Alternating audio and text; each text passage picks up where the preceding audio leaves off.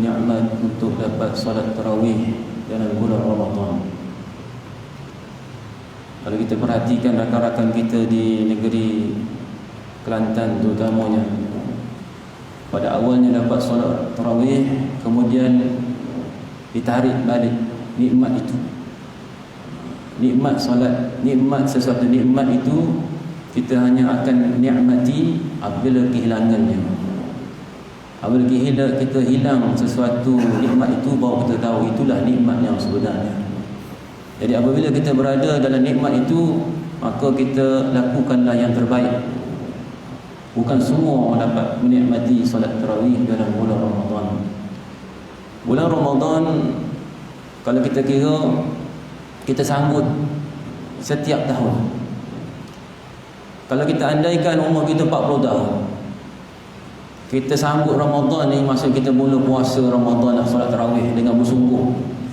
Umur darjah 4, umur 10 tahun darjah 4. Jadi kalau 40 tahun tolak 10 tahun berapa?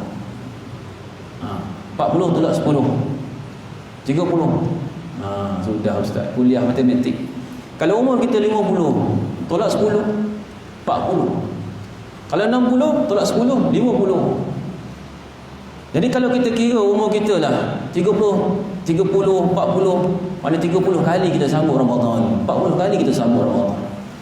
Persoalan yang kita tanya ialah, kenapa bila kita sambut benda yang sama kita tidak berasa jemu?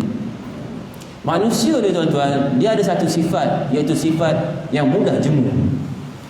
Setiap manusia ni dia akan ada sifat dalam diri dia rasa jemu.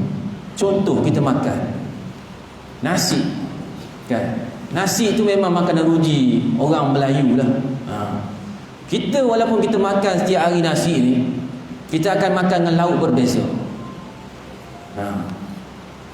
Kita buatlah satu andaian, kita makan lauk yang sama, lauk yang sedap.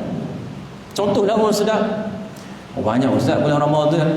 Bulan Ramadan ni semua benda sedap. Ayam goreng kunyit pun sedap, kan? Ayam goreng kunyit tu kalau pukul 5 tengok, ya Allah sedap ni. Macam kambing golek. Kita katalah masak lemak cili api. Masak lemak cili api sedap. Kalau yang pandai buat lah. Cuba bayangkan kalau tiap-tiap hari kita makan nasi dengan masak lemak cili api. Mungkin 2-3 hari boleh lah, dia lah tahan. Seminggu boleh lah. Masuk minggu kedua tak boleh lah. Minggu ketiga, tak apalah, hang makan seorang lah. Aku makan nasi saja pun tak apa. Tak boleh. Kalaulah 365 hari kita sambut, tak boleh. Nak menunjukkan manusia ni tak boleh makan benda yang sama. Begitu juga dalam kehidupan kita. Contoh pakaian kita. Pakaian kita tu kadang-kadang boleh pakai lagi. Boleh lagi pakainya. Tapi kita rasa, nak tukar yang lain lah. Sebab apa? Manusia ni begitu. Dia tak boleh terikat benda yang sama. Tetapi Ramadan ni tuan-tuan, kenapa kita setiap tahun kita sambut Ramadan? Dan kita menanti bulan Ramadan. Kenapa? Dan kita tidak merasa jemu. Ini satu persoalan. Dan yang menanti bulan Ramadan ni tuan-tuan, bukan kita saja. Bukan penduduk Semenyih ataupun Pelangi Semenyih dua ni. Bukan penduduk Kajang saja. Bukan penduduk Selangor saja. Bahkan seluruh dunia. Sama ada Arab, Afrika, orang putih, kaya, miskin, semua sambut Ramadan. Kenapa? Ini persoalan. Kita sambut Ramadan ni sebenarnya tuan-tuan sebab dia adalah anugerah Allah Ta'ala. Kita sambut Ramadan ni sebab anugerah Allah Ta'ala. Yang tu kita kena letak satu persepsi dalam diri kita. Apa dalil dia? Dalil dia sebagaimana yang sentiasa disebut oleh pengkuliah dalam kuliah Ramadan.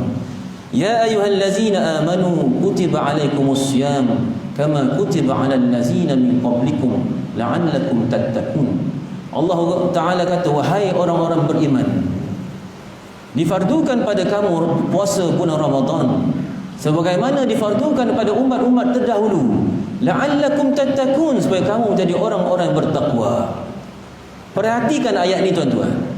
Biasanya apabila orang sebut ayat ni, orang akan kata apa? Puasa Ramadan ni adalah fardu kepada kita.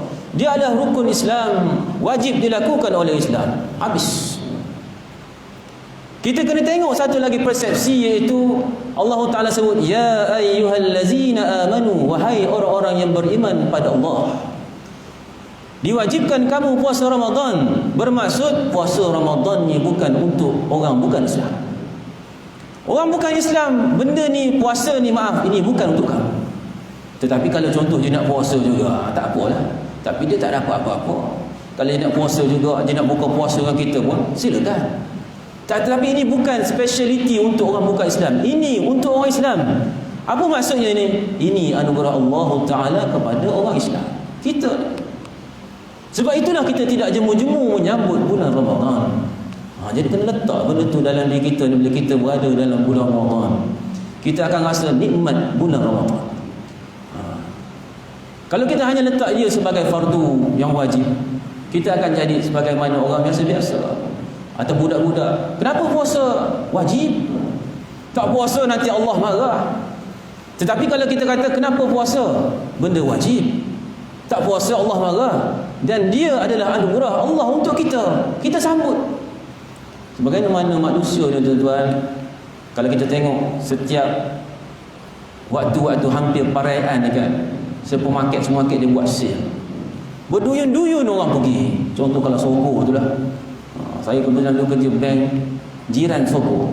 Jiran Sogo. Tahulah bank mana jiran Sogo tu. Ada satu bank saya kerja situ lah, bukan bank saya. Tapi nak katanya setiap kali sale tu berduyun-duyun kereta. Masalah bagi kaki tangan bank apa? Nak parking kereta. Sebab orang yang pergi ke Sogo tu dah penuh. Sogo tu dia parking kat bank. Kat bank ni mahal sikit, tak kira. Sale 70%, 80%. Siapa tak nak? Ni jualan ni daripada manusia tuan-tuan. Orang berduyun-duyun. Ni zaman dulu. Zaman sekarang ni orang sale dia guna digital.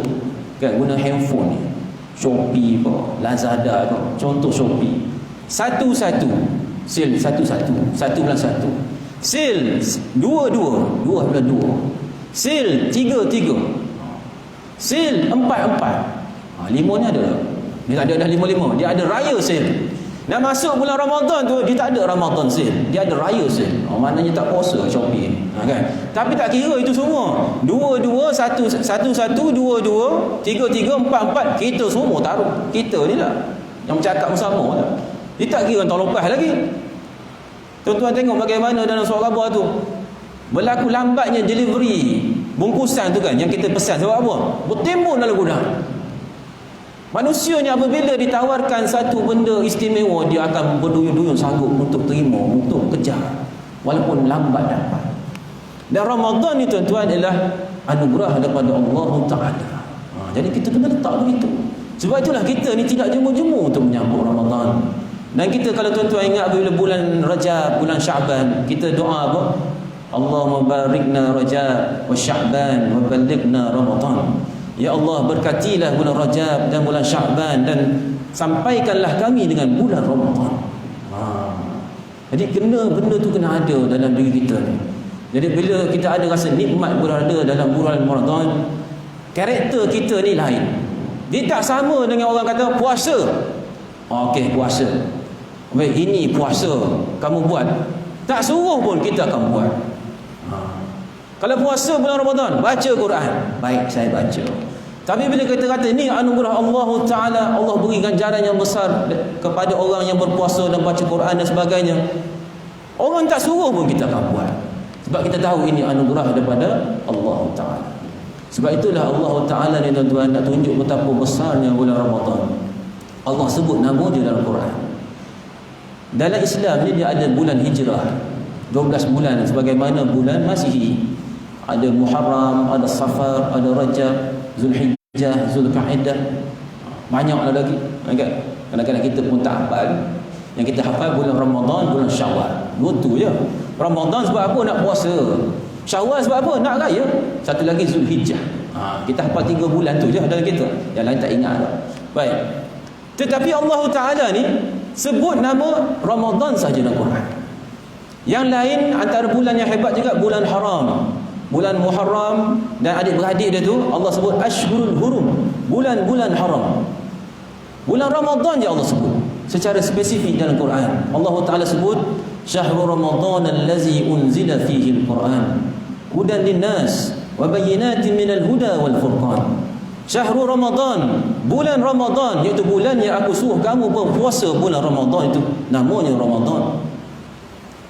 Ramadan ni apa? Unzila fihi al-Quran, diturun padanya Quran. Quran ni kerja apa? Hudan linnas, memberi petunjuk kepada manusia. Manusia ni bila disebut dalam Quran, maksudnya sekalian manusia, sama ada dia Muslim ataupun tidak Muslim. Itu maksud an-nas. Wa bayyinatin minal huda wal furqan, dan keterangan-keterangan daripada petunjuk, wal furqan, dan membezakan antara hak dan yang batil. Jadi Allah Ta'ala ni apabila disebut sesuatu dalam Quran, dia adalah satu benda yang perlu kita beri perhatian yang penting. Kadang-kadang Allah akan sebut benda tu, betapa hebatnya dia Allah akan sebut dalam Quran, betapa baiknya dia Allah akan sebut dalam Quran. Dan kalau betapa jahat pun juga Allah akan sebut nama dalam Quran, sebagaimana nama Abu Lahab. Mana sebut dalam Quran. Jadi kena hati-hati. Dan Allah sebut nama Ramadan ni sebab apa? Kemuliaan dia. Allah sebut apa? Allazi unzila fihi al-Quran. Bulan yang kamu puasa Ramadan tu bukan bulan biasa-biasa. Allah kata diturunkan padanya Quran. Quran ni kan, apabila masuk bulan Ramadan, kita akan semakin mendekati Quran. Kita akan baca dia, kita akan baca, kita buka Quran. Itu yang Allah kata-kata. Itulah Quran yang aku turunkan bulan-bulan Ramadan. Jadi Quran ni tuan-tuan, ialah sesuatu, ialah kalam Allah Ta'ala. Apabila kita sebut Allah Ta'ala ni siapa? Allah Ta'ala ni yang memiliki dunia ni, memiliki langit bumi ni, memiliki cakrawala, angkasa raya, yang benda kita pun tak mampu lihat dengan mata kita. Itu Allah. Kekayaan dia luar biasa. Dan Quran ni adalah kalam dia, titah bicara dia, disampaikan pada Nabi SAW melalui Jibril alaihi salam. Dan Quran ni tuan-tuan adalah mukjizat Nabi SAW. Mukjizat maksudnya sesuatu benda untuk membuktikan kerasulan Nabi. Dan Nabi SAW ni banyak mukjizat dia. Antaranya dia keluar air daripada jari dia. Jari jemari ni boleh keluar air. Kita ada kata ustaz boleh keluar apa macam Spiderman. Itu cerita kan, Spiderman keluar. Tapi realiti ada ke mana ada. Tapi Nabi SAW boleh keluar air daripada jari jemari dia. Luar biasa. Nabi SAW juga semasa perang Khandaq dia masak di rumah Abdullah bin Jabir, di rumah sahabat dia masak. Masakan dia tu hanya boleh untuk 7-10 orang saja. Tapi Nabi kata panggil semua sahabat yang sedang menggali parit, ramai mari. Dan semua dapat makan dan kenyang. Ini luar biasa. Ini mukjizat. Dan ketika itu juga pernah bulan terbelah. Semua mukjizat-mukjizat Nabi SAW ni tuan-tuan, dia hanya berlaku pada zaman Nabi SAW. Dan ada satu mukjizat yang berlaku pada zaman Nabi SAW yang kekal hingga hari kiamat, iaitu Al-Quran. Yang kita baca tu, yang kita baca tu adalah mukjizat Nabi SAW. Yang tu kita kena letak satu lagi persepsi. Jangan kita bila kita baca Quran ni, kenapa baca Quran? Dapat pahala. Apabila Ramadan kan dapat pahala, banyak lagi pahala, betul, tambah lagi. Bila kita baca Quran, kita kena anggap ia adalah titah bicara Allah Ta'ala. Sebagaimana apabila kita dapat surat daripada contoh titah baginda tuanku, kan? Titah surat agung ke ataupun surat raja dia warna kuning. Dia bukan warna putih, dia warna kuning. Sama ada daripada dia ataupun daripada pejabat dia tu, warna kuning.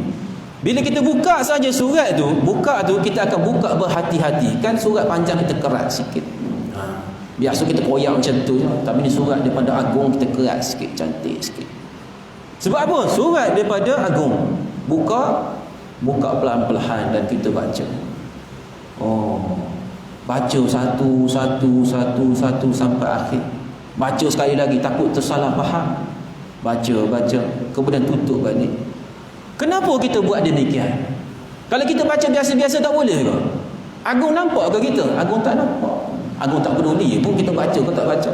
Tetapi kenapa kita buat demikian? Sebab kita rasa kedudukan